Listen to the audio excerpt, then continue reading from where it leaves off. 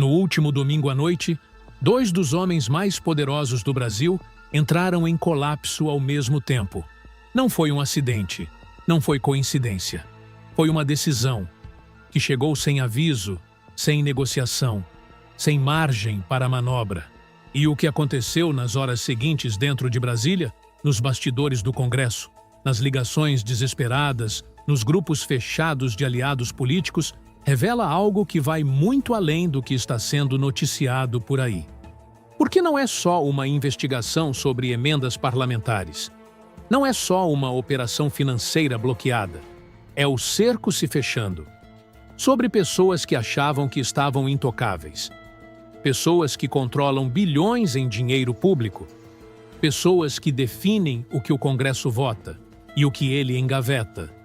E quando o cerco começa a se fechar assim, com velocidade, com provas, com decisões que não pedem licença, a ficha cai de um jeito diferente. A casa caiu. E o barulho ainda está ecoando. Agora, sinceramente, quando eu vi o que Flávio Dino colocou na mesa nesse fim de semana, entendi que o nível dessa história é maior do que está aparecendo nas manchetes. Mas antes de continuar, reserve um momento para curtir o vídeo e se inscrever no canal. Mas só se você realmente gostar do que eu faço aqui. E me faz um favor. Me conta de onde você está assistindo agora. Pode ser no comentário, pode ser só uma cidade, um estado, mas eu gosto de saber como essa análise está chegando em diferentes partes do Brasil. Agora, feito isso, então vamos continuar. Vamos aos fatos. Com clareza, sem enfeite. Na sexta-feira, o ministro Flávio Dino, do Supremo Tribunal Federal, determinou o bloqueio de 119 milhões de reais das contas de Valdemar Costa Neto, presidente do PL, o maior partido da Câmara dos Deputados.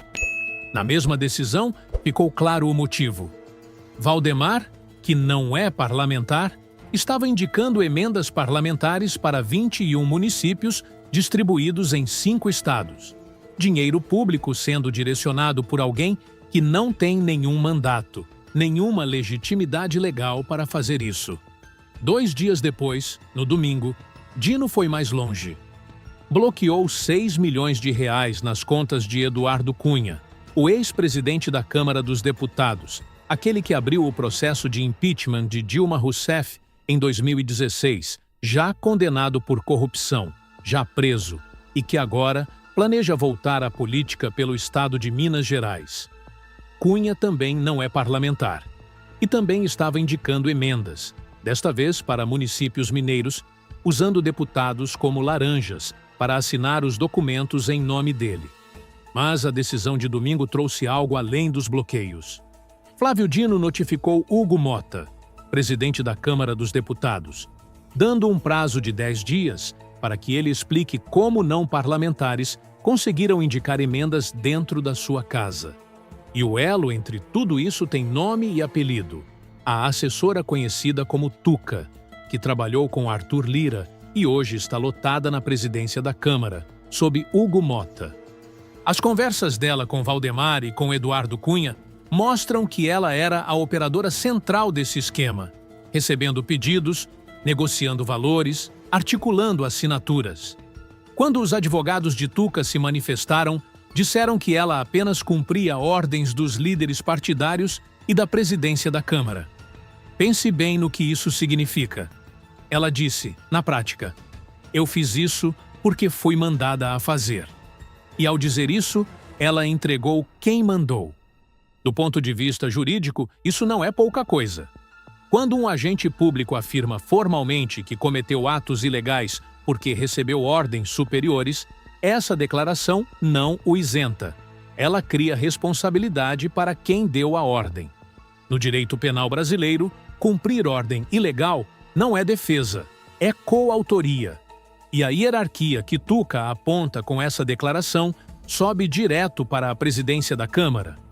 E tem mais uma camada nisso que quase ninguém está comentando. O dinheiro bloqueado por Dino não some. Ele fica retido enquanto a investigação avança. Se comprovado o desvio, esses recursos podem ser revertidos ao erário, ou seja, devolvidos ao orçamento público. 125 milhões de reais que estavam nas mãos de quem não tinha direito a eles podem voltar para onde nunca deveriam ter saído. Não é especulação. É o que os advogados de Tuca colocaram por escrito. E é o que o mecanismo jurídico de bloqueio cautelar prevê. Esses são os fatos. Limpos, verificáveis, públicos. E já sérios o suficiente para tirar o sono de muita gente em Brasília. Mas o que está acontecendo nos bastidores é ainda mais revelador. Hugo Motta recebeu a notificação. Tem 10 dias para explicar o inexplicável. Porque a pergunta que o STF está fazendo é simples. Como é que a presidência da Câmara permitiu que pessoas sem mandato parlamentar indicassem emendas dentro da sua estrutura? Como isso passou despercebido? Ou não passou? A assessora Tuca afirma que cumpria ordens. Os advogados dela apontam para cima na hierarquia. E quem está no topo da hierarquia da Câmara é Hugo Motta. Mas aqui está o detalhe que está deixando todo mundo em Brasília de cabelo em pé. O homem mais desesperado nessa história não é Hugo Motta, que recebeu a notificação formal. O homem mais desesperado é Davi Alcolumbre, presidente do Senado Federal, que ainda não foi notificado por ninguém. E aí você se pergunta, por que alguém que ainda não foi atingido está mais apavorado do que quem já está na linha de frente? Pessoas próximas a Alcolumbre relatam que ele está convicto de que a investigação vai chegar ao Senado em breve. Que o mesmo esquema que funcionou na Câmara tem espelho no Senado. Que ele, como presidente do Senado e controlador das emendas daquela casa, é o próximo nome na fila. Existe um princípio que funciona como termômetro em qualquer investigação criminal. Quando alguém que não foi acusado de nada começa a agir como se estivesse acusado de tudo, é porque essa pessoa sabe o que está escondido e sabe que pode ser encontrado. Alcolumbre está comportando exatamente assim. Enquanto isso, Arthur Lira, ex-presidente da Câmara, o homem que criou e consolidou o modelo das emendas impositivas no Brasil, também está em alerta, porque as emendas de Cunha e de Valdemar foram feitas durante a gestão dele. A Tuca era assessora dele antes de ser assessora de Motta, e o modelo que está sendo desmontado agora foi construído sob sua presidência. O conflito de poder aqui é real e direto. De um lado, o STF avançando sobre o Congresso com provas documentais e bloqueios financeiros milionários. Do outro, os presidentes das duas casas legislativas e seus antecessores, tentando entender até onde esse cerco vai chegar. E a resposta para essa pergunta está no que Dino descobriu sobre as emendas de comissão. Antes de chegar nisso, preciso que você entenda o tamanho do que está em disputa aqui. As emendas parlamentares não são apenas uma disputa política entre o STF e o Congresso. Elas são dinheiro público.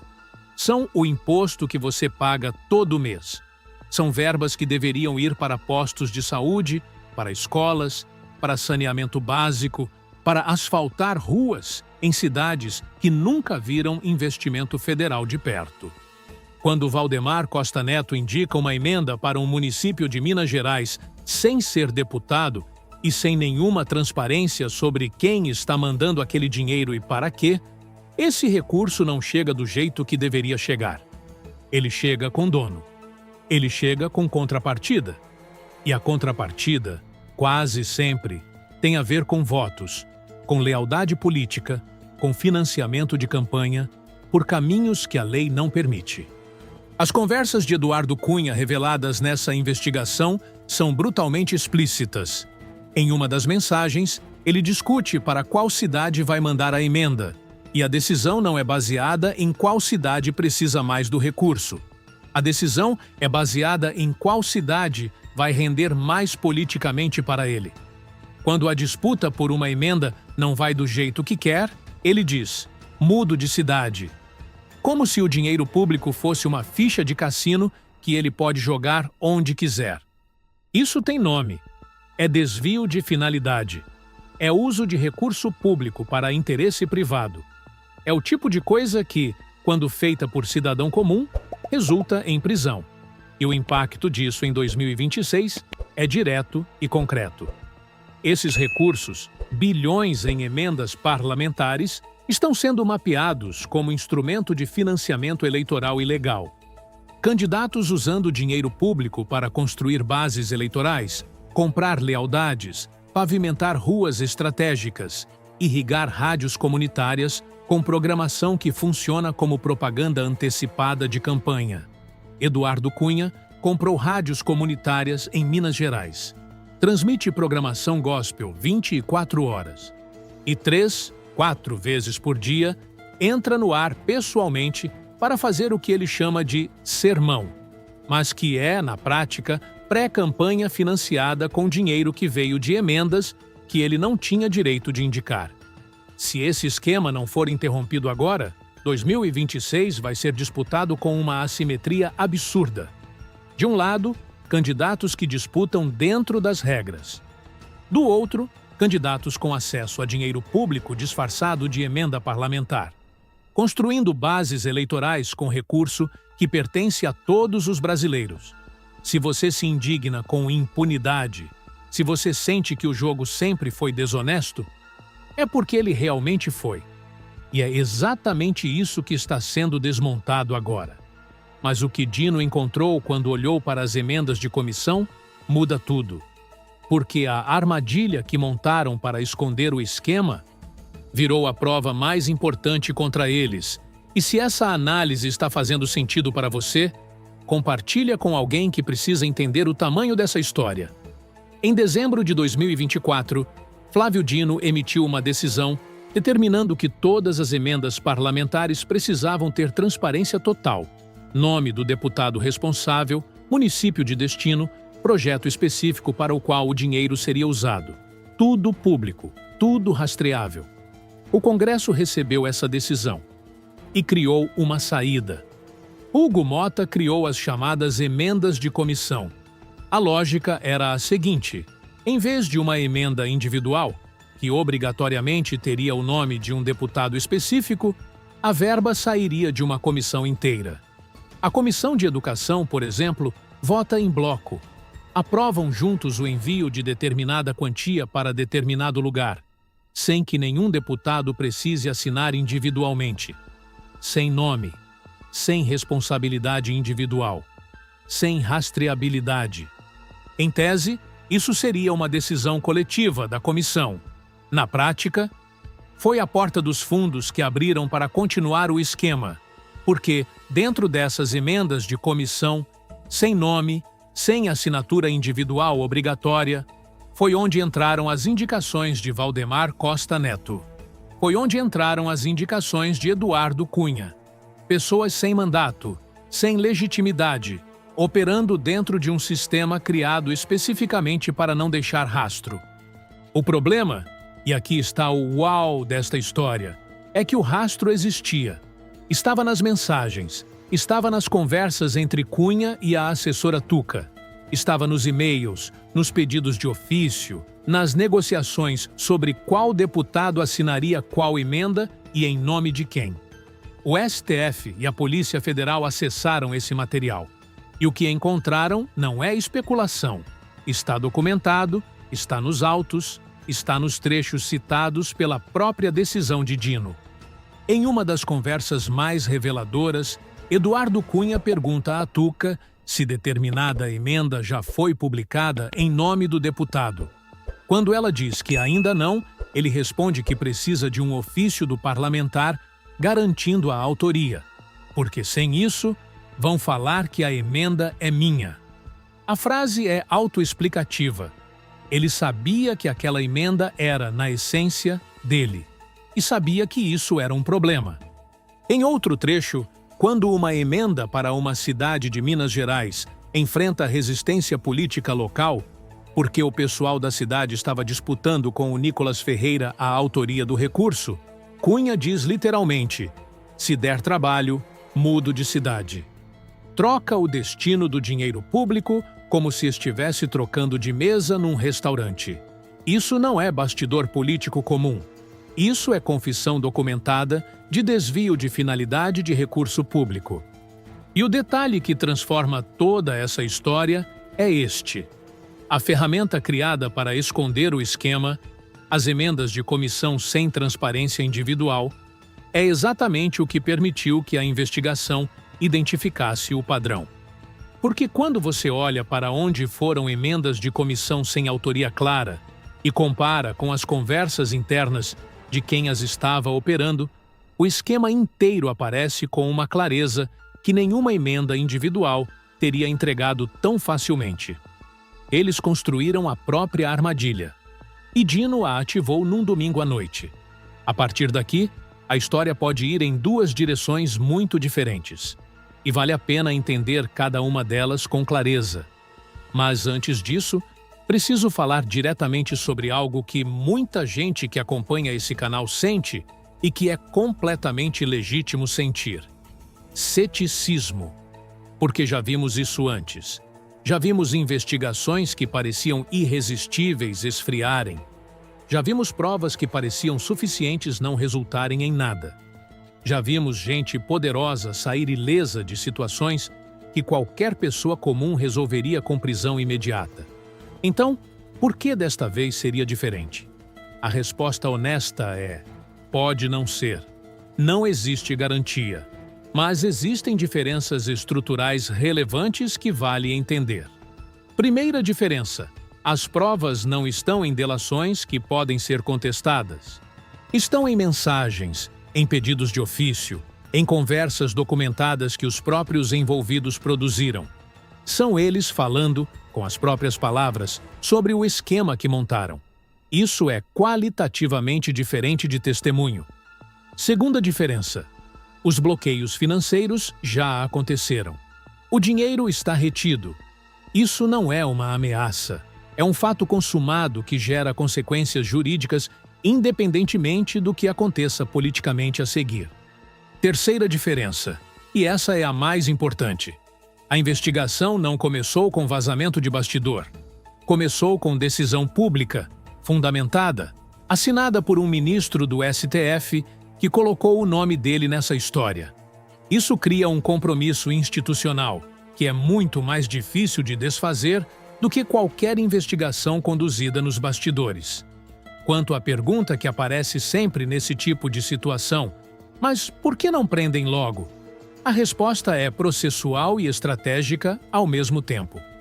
Você bloqueia primeiro para impedir fuga de patrimônio e destruição de provas. Você notifica para obrigar a resposta formal. E qualquer resposta que Hugo Motta der nos próximos 10 dias vai ser usada no processo. Prender antes de construir esse arcabouço probatório é o caminho mais fácil para ver o caso ser derrubado em instância superior. Dino sabe disso e está construindo o caso da forma que ele não caia. Isso não garante prisão, mas garante que recuar agora tem um custo institucional muito mais alto do que em qualquer momento anterior. Dito isso, a história pode ir em dois caminhos. Cenário 1. Dino avança. A investigação das emendas de comissão se aprofunda. As provas já coletadas sobre a Câmara abrem caminho para que o STF e a PF olhem com o mesmo rigor para o Senado e para as emendas que saíram de lá com o mesmo padrão de falta de transparência e de operação por pessoas sem mandato. Nesse cenário, Alcolumbre é atingido antes de 2026. O esquema inteiro de emendas irregulares, que movimentou quase 1 bilhão e 800 milhões de reais só nas emendas de comissão, é desmantelado. Eduardo Cunha e Valdemar Costa Neto respondem criminalmente antes de qualquer eleição. E 2026 começa com um Congresso que sabe que o STF tem dentes e que não vai hesitar em usá-los. Esse cenário muda o jogo eleitoral de forma estrutural. Não porque favorece um lado político específico, mas porque retira do tabuleiro bilhões em recursos que eram usados ilegalmente para construir vantagem eleitoral. Cenário 2. O Congresso reage e tem capacidade para isso. Hugo Motta controla a pauta da Câmara. Alcolumbre controla a pauta do Senado. Juntos, eles têm instrumentos para criar pressão institucional sobre o Judiciário, seja por meio de projetos de lei que limitem a atuação do STF no controle de emendas, seja por meio de articulações políticas que dificultem o andamento das investigações. Nesse cenário, a investigação esfria. As provas ficam nos autos, mas os processos se arrastam. Cunha e Valdemar entram em 2026 disputando eleição. Os bilhões em emendas continuam fluindo por caminhos sem transparência. E o dinheiro que você pagou de imposto continua sendo usado para financiar a reeleição de quem desviou esse mesmo dinheiro. A diferença entre um cenário e outro não é só jurídica, é política e depende diretamente do que a sociedade faz com essas informações nos próximos meses. Existe uma coisa que ninguém está falando abertamente sobre essa história.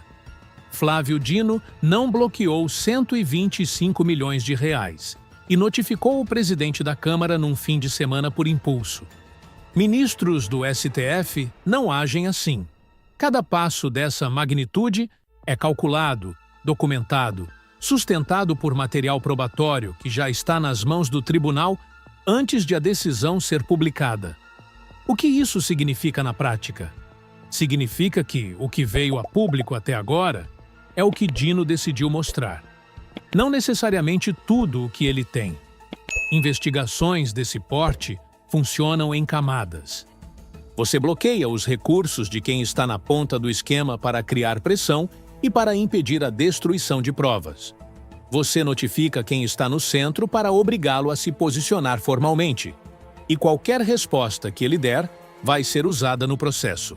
E enquanto tudo isso acontece na superfície, a investigação continua avançando por baixo. Alcolumbre sabe disso. É por isso que ele está mais desesperado do que Hugo Motta, que já recebeu a notificação oficial. Porque Alcolumbre ainda não sabe exatamente o que Dino tem sobre ele. E essa incerteza é mais angustiante do que qualquer intimação formal. Nos próximos dias, o prazo de 10 dias de Hugo Motta vai vencer. A resposta que ele der, ou que ele não der, vai determinar o próximo passo do STF em relação à Câmara.